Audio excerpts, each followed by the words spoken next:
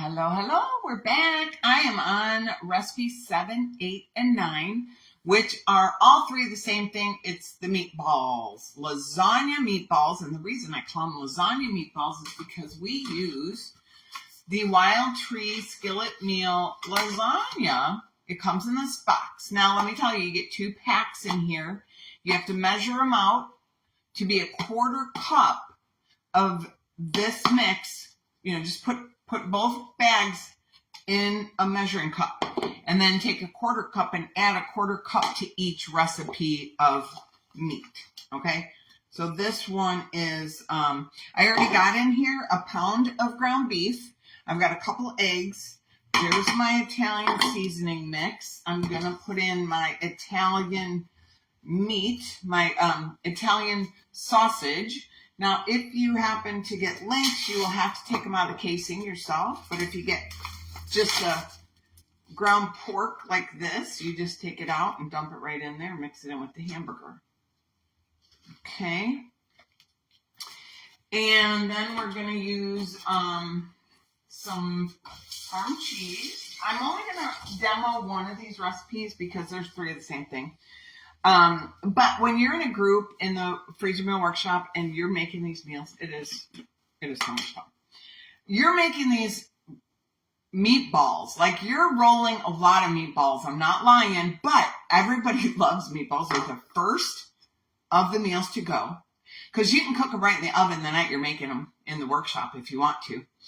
I like to put them in the Crockpot in the sauce. So anyway, let me get rolling before I talk too much.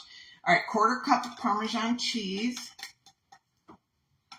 which is this little guy there. We're going to do some garlic galore, which I'm going to do a whole tablespoon of garlic galore. Could have done that. Okay, good. Garlic galore, 1 tablespoon garlic galore, the Italian lasagna skillet seasoning pack, the 1 pound of ground beef, 1 pound of pork or Italian sausage, 2 eggs, and 1 cup of breadcrumbs. Okay. And that's it. Then you roll your sleeves up and you get to make it. Now, here's the thing about the eggs. About the meatballs. This is what they're going to look like when they're all done. You're going to lay them flat. So I already made recipe number 7. You're going to lay them flat and freeze them this way. And let me tell you, you're going to be so happy that you have 3 bags full of meatballs. I can't tell you. But what I'm going to show you is how it's the same thing we did with the meatballs from the Asian meatballs. You just kind of roll them, lay them flat, and then you freeze them. Once they freeze, you can stand them up. But I don't know why you wouldn't just keep them flat. I would keep them flat. But the one thing I wanted to say is that so you could have 2 spaghetti and meatballs. You think in 30 days your family would just devour homemade spaghetti and meatballs twice? Out of 30 days or 31 days or, whatever month it is for you. But what I want to say is that you can make 2 of these to be the size of the spaghetti and meatball. And I use like a meatballer. And the last one, I should say, but the last one, what I would do is then make bigger meatballs, and you can make a meatball sub. And let me tell you, I'll give you my best tip for a good meatball sub. Now, here's how I like to do it. Because I like them to be uniform. So I get my scooper, and I just kind of scoop them first, because your hands get kind of sticky when you start to roll them. But you could totally put them in like this, but I'm not sure they're going to stay as together as they will when you roll them in your hands and put them in the bag. Like you just roll them like this. Open your bag and set them way down in the bottom. Roll this one, kind of get it in there. And it's almost like bowling. You just throw it in there and it goes down. So that's kind of what you do. You want them all the way at the bottom because you're going to have a lot of meatballs. You're going to have somewhere around 30 meatballs in here. 45, depending on how big you make them. I make the meatballs a little bit bigger. You could even make them smaller if you wanted and make like a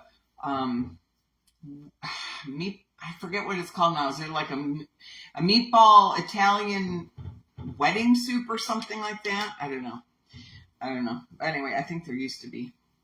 All right, so back to the meatball sub. So here's what you do, and I learned this recipe a long time ago with Rachel Ray, that you take your meatballs and you make them big enough so you're going to imagine a sub roll, 6-inch sub roll.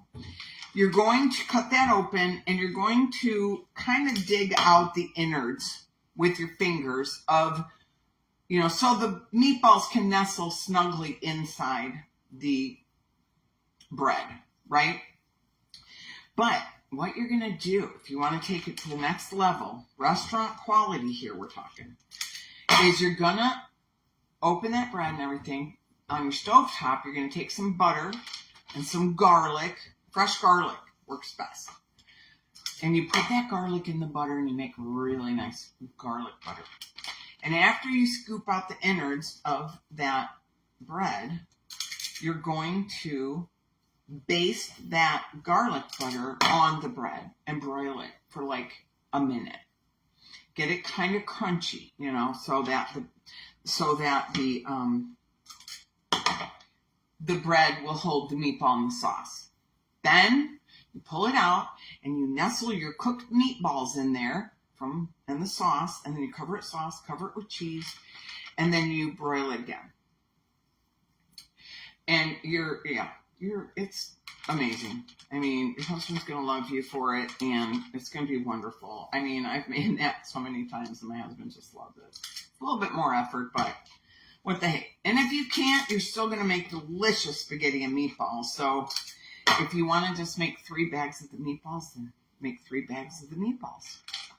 So, So what is fun about making these, though, is when you're in the workshop, everybody else is rolling meatballs. You're just talking and rolling and talking, and you get it done. Now, the only dirty dish you're going to have is this bowl and the meatballer. So you're going to be good to go. How fun is that? No dishes. I hate dishes. Dishes are not my favorite thing. They're absolutely my not favorite thing. And I don't really use my dishwasher, but I just find I can wash my dishes faster than I can load the dishwasher and then get it full because I don't do enough dishes to fill it every day. Now, the other thing I was going to tell you here, too, these are a little bit more sturdy, so you can kind of, let them sit on top of each other a little bit, and then once you freeze them, you can break them apart. So yeah, you'll make quite a few meatballs in one batch, and you're going to make 3 batches. So it's going to be delicious. All right, last 2, and we're going to just show you how to seal it up. And just seeing that you can make these meatballs in just such a quick amount of time.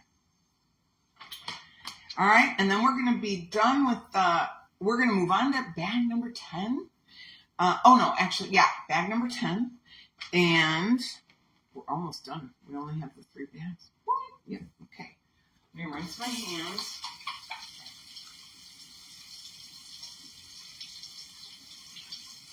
Yep, bag 10, 11, and 12. We're going to get to here in just a minute.